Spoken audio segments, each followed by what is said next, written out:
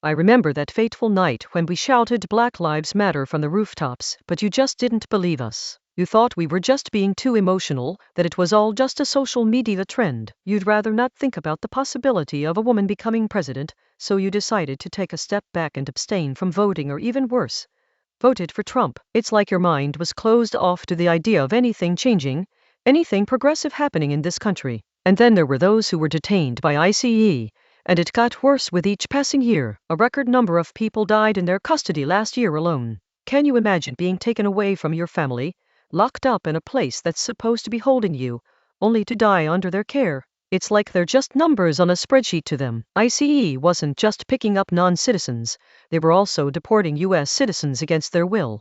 Can you fathom being arrested for something as simple as claiming your citizenship, only to have it taken away from you? And then there was that veteran who lived in the US for 50 years, forced to self-deport because of a removal order. He'd served his country, worked hard his whole life, and this is what he got. And let's not forget about the children being separated from their families, or the asylum seekers being taken into custody. It was like they were invisible, like their stories didn't matter. But then there were those who spoke out, who dared to challenge the system. Keith Porter Jr., a young man who was murdered by an off-duty ICE agent, will always be remembered for his bravery.